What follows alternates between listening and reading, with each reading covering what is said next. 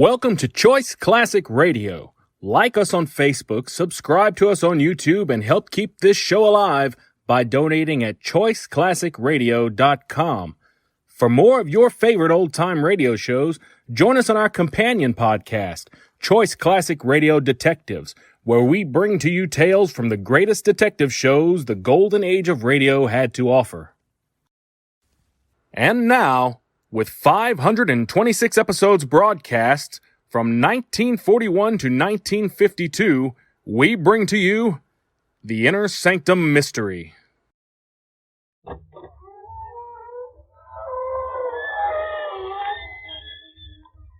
Good evening, friends of the creaking door.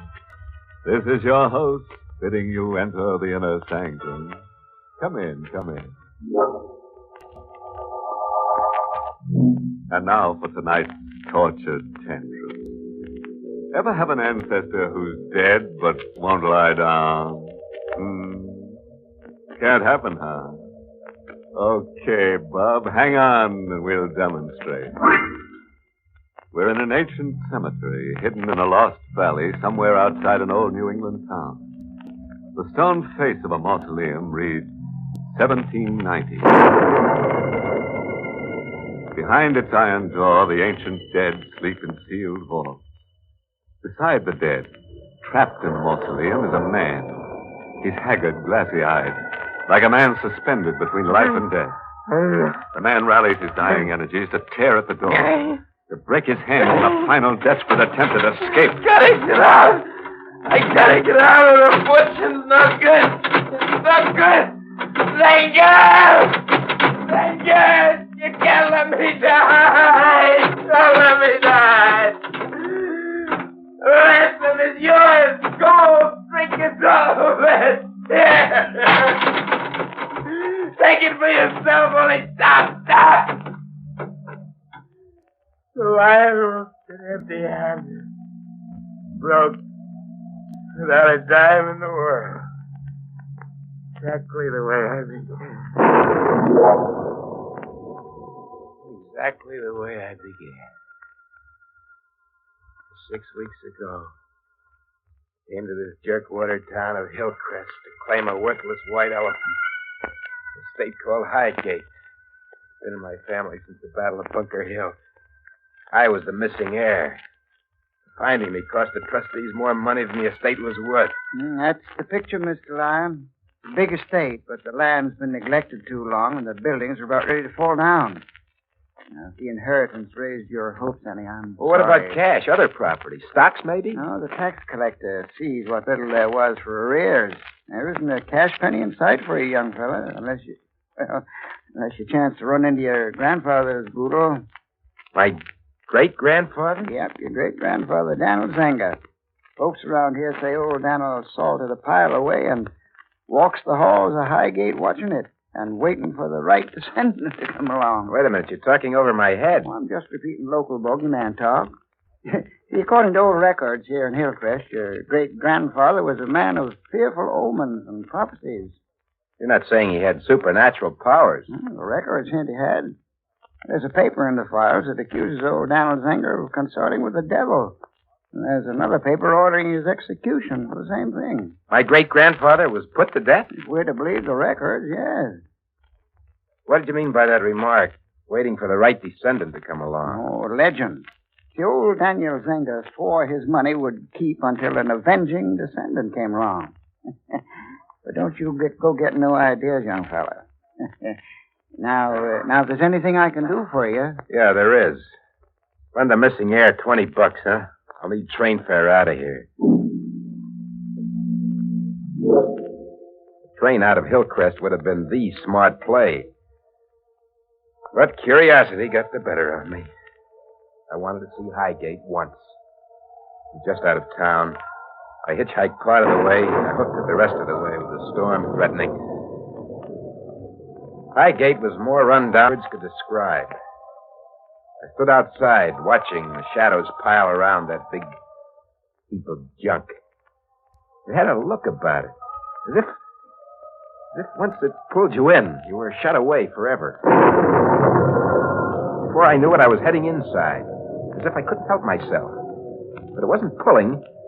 I was being pushed in, as if there were someone at my back. I was inside, and the door banged shut. It was the wind, I told myself. The door had been open, and the wind had blown it closed. But I had a feeling that I wasn't alone. I felt a presence near me, pushing me toward a sputtering yellow light in a square library room. No. Who are you? They Waters. You wouldn't be Theodore Zenger Lyon. I'm Ted Lyon. What are you doing here? At the moment, making notes. I'm the town librarian. What are those books you got there? The remnants of Daniel Zenger's personal library. There are many fascinating writings here. My great-grandfather's writings, you said? Yes. In addition to his other reputed talents, Daniel Zenger was a prolific penman. What do the manuscripts say? I can't tell as yet. The language is English, but much of it is in an old, obscure dialect. I would need to examine and interpret them. That is, if you have no objection. No, I haven't. You can make a bundle of the stuff, take it along with you, and dope out what it says on one condition.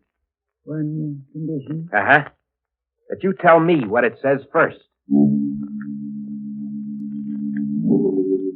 I dropped around to see the old librarian the next night. Shades were down. Library hours were over. Old Hillary Waters let me in. His face seemed to be burning with excitement. I've made an amazing discovery. A most amazing discovery. Your great-grandfather was put to death. Oh, that's no discovery. Don't interrupt, please. I have documentary proof that Daniel Zenger was a man of extraordinary vision and prophecy. And I present my proof. First, tell me, was he rich? From all indications, fabulously rich. He accumulated a princely fortune. And he did what with it?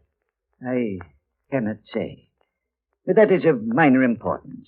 It is the remarkable scope of his prophecies I am principally interested in. Okay, spill it. What did he prophesy? In these manuscripts, written in the 18th century, in about the year 1790, Daniel Zenger predicted Napoleon's defeat at Waterloo, our civil war between the states, and the rise of Abraham Lincoln, and the First and Second World Wars. You're kidding. I'm in earnest. There were other remarkable predictions. Your name is Theodore Zenger, Lyon. 4 generations removed from Daniel Zenger. Yeah? What about it? This obscure passage I came across in his book of predictions. In the 4th generation, a lion will come to the crest of the hill. And then, over Highgate. What are you eyeing me for? Me? You're thinking the reference is to me? Yes. I must think that. A lion. That is you, plainly. Theodore Lyon. And you're the 4th generation. And the crest of the hill is Hill Crest. This town. And you're the master of Highgate now. What does the rest of it say? He will first silence the waters, then capture the jewel from the king. Thirdly, after 7 days of wanton darkness, he will fling a tarnished stone into the earth, and a flame in the sky will show him the 4 keys. There's a final line. Read it. And the lion will sit with a ransom at his feet, and the winds will seal him from the wrath of the world. Funny change had come over the old librarian. He looked as if he'd run out of the room if I wasn't standing right smack between him and the door. I started toward him slowly. That prophecy you read to me, if there's any truth in it, it means that if I complete the 3 steps referred to in those clues, I'll reach a certain 4 keys and lay my hands on a fortune. Yes. It purports to mean that. That's not quibble, huh? It means just that, period. Now, boiling certain words down, words like silence, capture, and fling. The 3 steps mean 3 murders. Believe me, it is madness to accept or even interpret them literally. Let's skip the weasel talk. It boils down to those 3 murders, doesn't it? No. Liar. First, he will silence the waters. That's you, Hillary Waters. I must first silence you. No.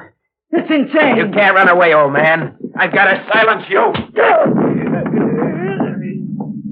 chair came down on his skull and he dropped.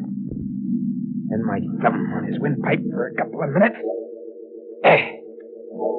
And I'd satisfied the first clue to a princely ransom. I'd silenced the waters.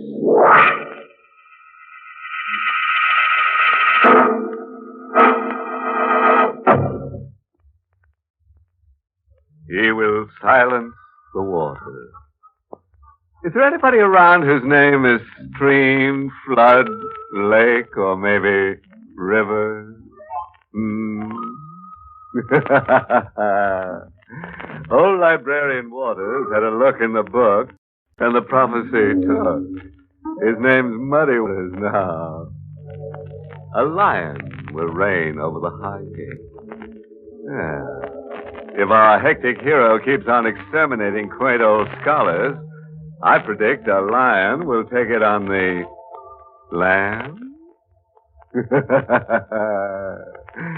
Let's verify my prediction, shall we? Okay, lion, roar. I propped old Hilary Waters on a chair at his desk. There wasn't a telltale mark on him. He looked as if his heart had backed up on him while he was poring over his books. I moved into Highgate.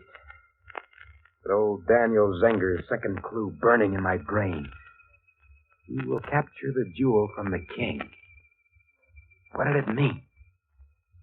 Couldn't even begin to figure it out. All I could do was wait. And watch. A month dragged by. And one night at the railroad depot, I watched the signal flag go up. Watching the trains roar by and sometimes stop was a way of getting a peek at the world outside of Hillcrest. I watched a girl get off. Young. Made up and dolled up in a style that yelled for a second look. She looked like my world. A big town, bright lights, fast talk. I moved toward her like a guy in the desert starts for a pitcher of water. The funny thing, she was coming right at me, too. Could you direct me to the nearest hotel, handsome? I could even carry your bags there. For a price. A local wolf, What's the price? Smile. Okay. Now pick up the bag. I'm Ted Lyon. You? Ruby Myers. Your business in Hillcrest? What are you, the local DA? No, I'm just a guy with time on his hands. I'm an advance agent. Advance agent? Ballyhoo. I nail up posters, hire a local hall, and I start the promotion and publicity going. It's really a man's job, but we women do it better. Who are you publicizing? Slugger Conlon, the middleweight prize fighter. Conlon's barnstorming, putting on exhibition bouts. He'll be here Friday night. Well, what are you doing after working hours? Between now and Friday night? Oh, I haven't thought about it yet. Got any suggestions? Honey, sister, I got a million.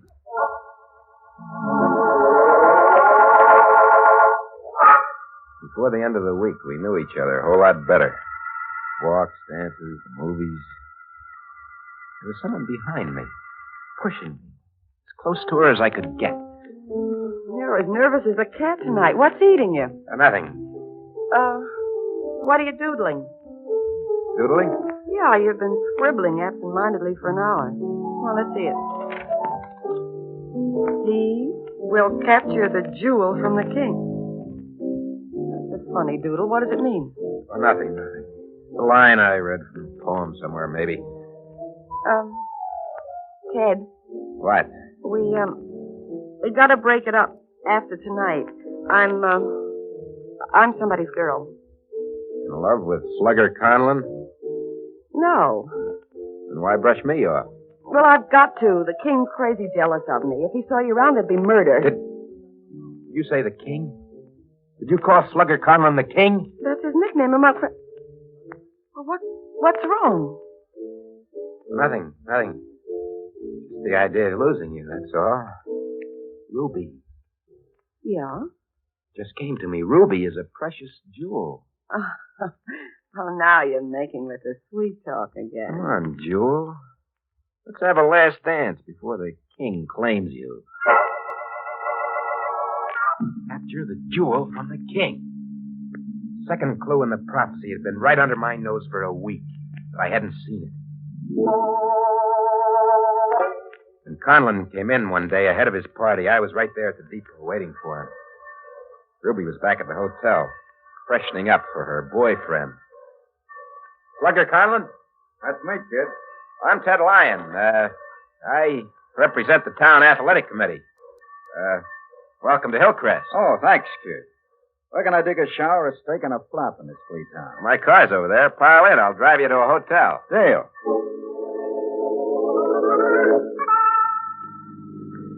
Town's all head up about the exhibition bout, King. You know my nickname, huh? I've put on a show. Just everybody turn out, $1.65 a head. Hey, how far to town is it? Another half mile. What are you stopping?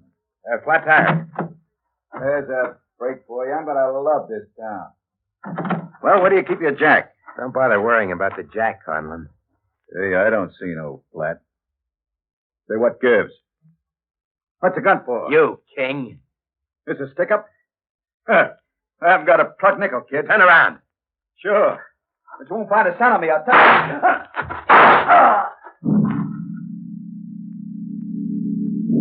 The King was dead. I buried him in an abandoned quarry, baggage and all. His party arrived the next day. They stewed over why Slugger Conlon hadn't showed up, and then they left the following Monday. Nobody thought of making a search for him, checking with the railroad. Luck was with me. King had pulled more than one disappearing act before, and his crowd was used to it. The party left, but the jewel stayed. A week later, I married her.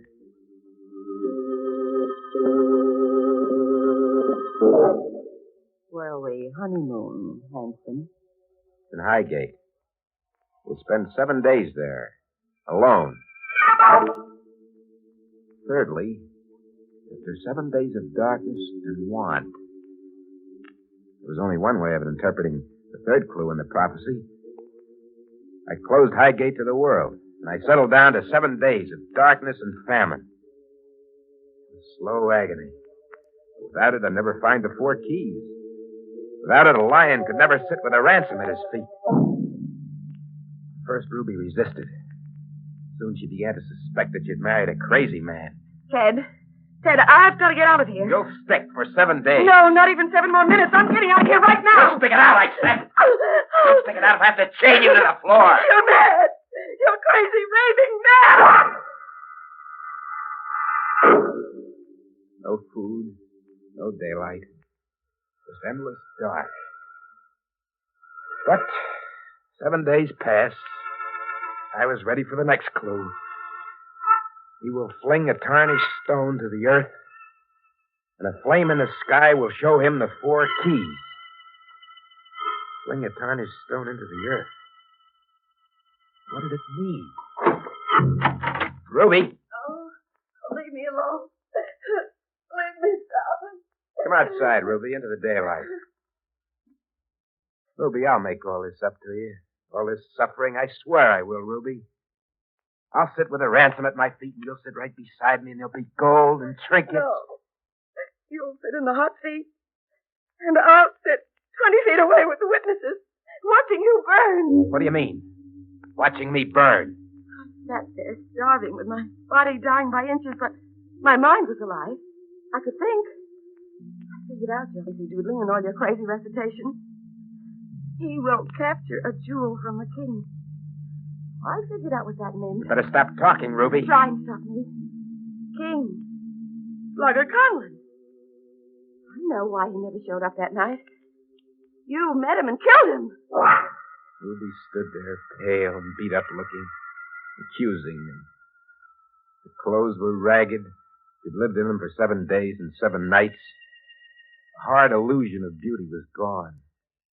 Hunger had aged her 7 years. The jewel had lost her sparkle. The tarnish of a misspent and wasted life was all over her. He will fling a tarnished stone into the earth. There was a voice behind me. The voice of someone whose hands were pushing me toward Ruby. Pushing me toward the 4th clue in the prophecy. It was old Daniel Zenger. You're going to kill me. Yes.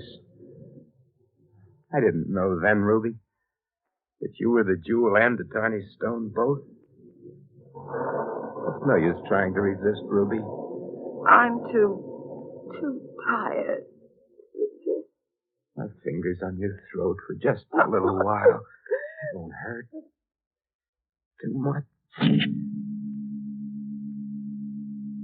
She hung limply in my arms, and I flung her to the earth.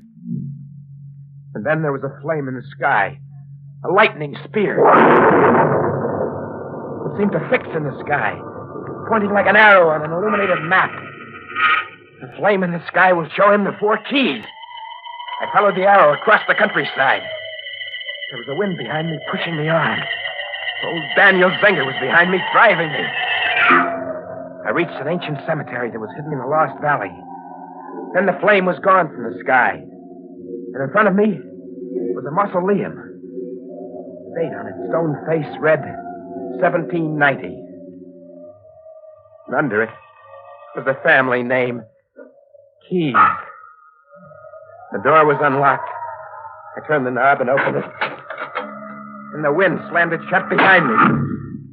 The iron door had a knob on the outside only. There was no knob on the inside. I'm in here now. Trapped. Too weak to move. Hearing voices. And the winds will seal him from the wrath of the world. Dead are all around me, waiting for me to close my eyes and join them. Waters, Connell, and Ruby. I'm in here to stay.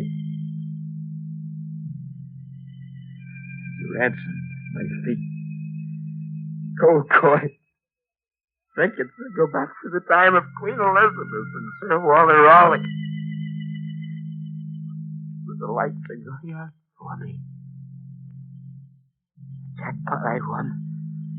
No good to me now. No good to me. The lion will sit with a ransom at his feet, and the winds will seal him from the wrath of the world.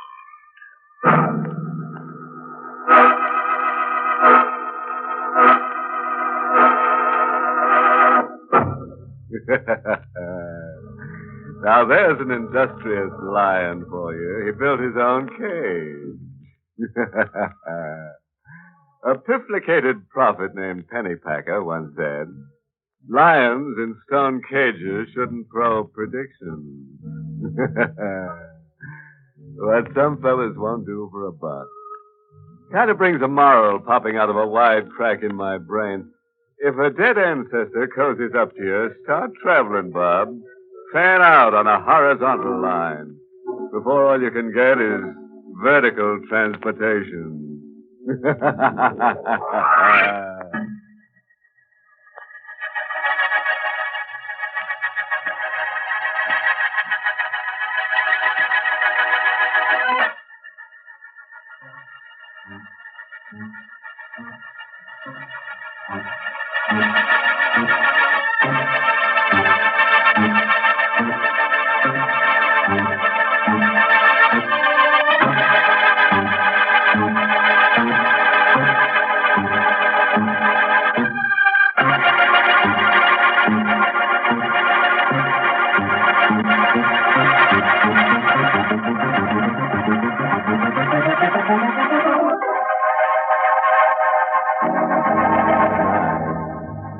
Pleasant dreams.